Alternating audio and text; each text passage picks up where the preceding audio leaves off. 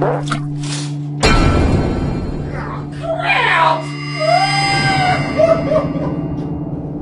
That was my only friend! How long have you been living in the Huffman District? I've been here. Well, I guess we were here before we owned, so 4 years? I think 4 years. What's the best thing about living in the Huffman District? The best thing is probably the people that you know. Okay. I think there are other highlights, but a lot of our friends and family are here. So. And what is what's the biggest challenge you think to Huffman? I don't know. That's a difficult question. Okay. Just because I don't know that I've been here long enough to answer that, but you know, We'll end the talk of Huffman itself and talk about the Huffman Garden here. You guys started this how many years ago? 3 years ago? Yeah. And you use a gardening technique called lasagna gardening. Yeah, There's no actual like lasagna with cheese or tomato sauce involved. well, there's some like composted tomato sauce. Okay. Yeah, it's one of it's sort of like a system Okay. of gardening. Yeah, it's like different layers of like compost. Am I correct? Yeah, some of us use various other ideas about gardening. That's one of them though. What prompted the start of this garden? That, you know, hey, we need to garden this space. Well, for me, there were at least 3 different things that were going on in my mind. I wanted to grow food because I have kids and I want them to learn. I want them to have a connection to their food. And I don't really have enough space in most people don't have a lot of space in their yards. And so I wanted to create a place for myself and for others to have space to have a connection to their food, have some control over where they get some of their produce from. That was a big thing for me. The other thing was I really wanted to have a space outside where people could get together and share that connection with their food. As they're doing right now. This is a place you guys hang out a lot? We're here beyond, you know, pulling probably weeds and once stuff? a weekend for some period of time. You know, those were some of my ideas, and maybe part of it's just the American kind of living out that American dream, the opportunity to own property. I don't own this, but I have the ability to You're use part of this. land, Yeah. you know, and to use land freely is a great thing. So it seems silly not to grow food, I guess. Yeah, we've been kind of culturalized. You know, Like, you know, that's for farmers. We're modern people. We do modern things. Yeah. Well, you can do both. Yeah, and we have all this open space. What kind of stuff you guys got planted here? We have raspberries, blackberries, currants, blueberries, tomatoes, lots of lettuce, spinach, Swiss chard, peas, beans. It's all organic? Turnips. Yeah, we have various herbs, you know, Okay. rosemary, thyme, basil, some stevia, lots of flowers just for diversity, and a lot of that's been donated. Okay. Most of the things that are edible are a part of donations from friends, family, organizations, metro parks, keep Montgomery County beautiful, friends in the tree industry and horticulture industries that I know. Want to get rid of their excess wood chips. Yeah, wood chips and trees that they have failing in pots, flowers, or, bushes, stuff like that. Super. Would you recommend that someone check out a Huffman home over here? You know. Yeah, I think for your think depending on what it is exactly that you want in a home or in a neighborhood, I think for us it offers a good value for property and one of the most affordable cities in the country. Yeah. You can get an affordable property, and there are plenty of spaces other than this one that you can use to grow or. You know, I have lots of ideas for growing things. I just don't have the time and the resources. I would do a lot of other things besides this if I had the time. Yeah, I'd like to make like a giant webbed wall of string and have things growing up like 30 feet high and melons falling from the sky. Yeah, I mean, I would take, if I had the time and resources, I would have 2 or 3 of these properties and have, you know, an orchard of, you know, what do you think community gardens do for the psychology of a community? Especially urban communities who've been through a lot in the city, especially in the Midwest. Yeah, I think people are realizing that there's a part of being human that means you also have to be communal, and not in a. There are a lot of ideas that pop up when you say that, and some of them are negative. It's not forced communalism. Yeah, it's not. It's just the idea of, you know. I think our generation has found that, like, the suburban bust didn't work out for, you know, for certain parts of our humanity. There's a lot of places that are developed for. We want to be together, you know. We want to do things. We want to share our lives. Can't do that in a strip mall.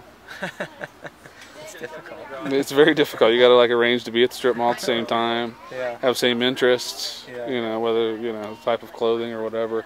It's kind of funny. It's kind of funny how few. People might be surprised to find out how few mowers are owned in this neighborhood, or how few wheelbarrows or shovels there are. Everything lots of things get cycled around and they get shared, including food, including meals, including, childcare. Yeah. I mean, if I lived in the suburbs, I wouldn't be able to do as much as I'm able to do.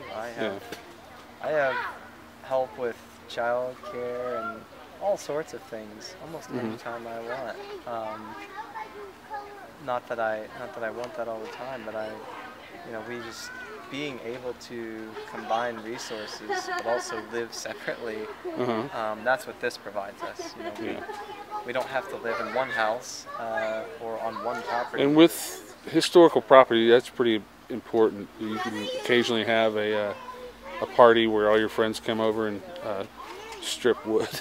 Or peel paint off, strip paint off a wall, or whatever the job may be. Yeah, and I guess one of the other benefits of this neighborhood is you can purchase a home that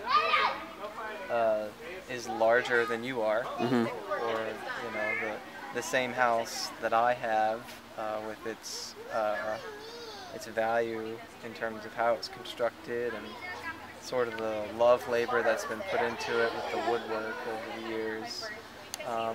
Would be sort of unattainable for me in other places. Sure. And so I'm able to have quite a few people in my house, and it's large enough to fit friends and family in, and to have space for other people. And so that's pretty valuable to me, and it seems to be something that my friends and family share. We have space for each other in our individual homes, which we otherwise may not. Yeah. Superb. Anything else you'd like to say about Huffman? Huffman was a challenge for me, I think, in the beginning. I come from Troy. Okay. So I come from a sort of a quieter,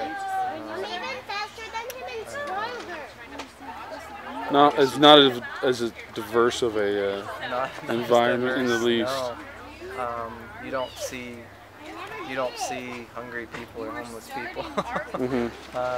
You know, so it was a challenge for me to kind of break away from, you know, I guess you could say the sheltered world to the more exposed world. Uh-huh. You know, you get to see a mix of. Think you're a better person for it? Yeah, I think. I hope. Mm-hmm. I guess you know, you could be better or worse for it. You know, these types of experiences will push you to respond, and I, you know, in one of two directions. I mean, you can grow bitter and angry and scared, or you can find a way to help. And you can't really live here without trying to help, you know, because there's you know, there's so much work to do in some ways, and I mean, even if you're just talking about like trash in the alleys, I mean, you almost have more responsibility than yourself sometimes, because you know, you have an abandoned house like over here, over there, and so you have to think about, you always kind of have to think about someone other than yourself. So so you can you could be better, or you could be worse if you're drawn away from yourself, like if you're drawn away from yourself and it makes you angry and bitter, and you start to hate people for it, then you can do that anywhere, though. I think that's more of a something you choose, which path you want to choose in life. You're free to choose. No matter, you know, these things are here for your betterment if you choose it. No one said it was going to be cotton candy and lollipops anyway. Yeah. So, all right. Anything else you'd like to say? I'm gonna be walking around talking to all kinds of people from Huffman today. I'm happy that I have to say thank you to St. Mary's Development Corporation. Okay. Whoever is the energy behind that has allowed me to do this. So I thank them that they have allowed me to use their land, and they've been, and I'm glad that they share a lot of my same values to see the neighborhood look better, to get people more involved. Just have a better quality of life in general. Yeah, and so I guess because we share that, it's created a relationship between us, a trust. So. Okay. You ever had black currants?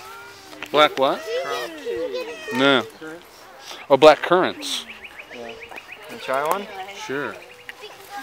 Some people don't like them. I like them. They're kind of like raisins, but they almost have a fermented taste to them. I like them. Yeah.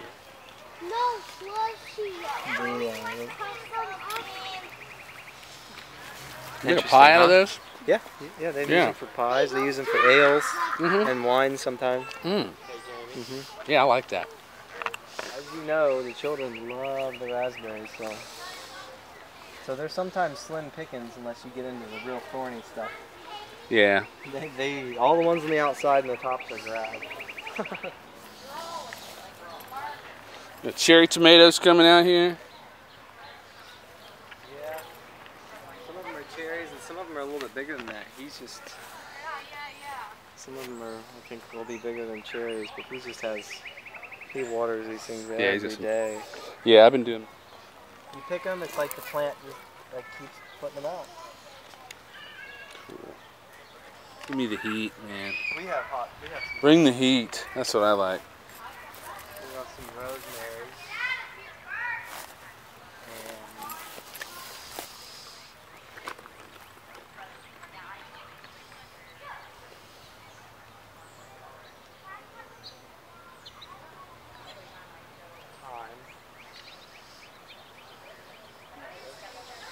So then he said it's not going to cut the mustard. Really? You know, and that was that. Let's try a little test. What do you see here? It's a sandwich. It's a sandwich. It's a sandwich. I'm sensing a pattern here.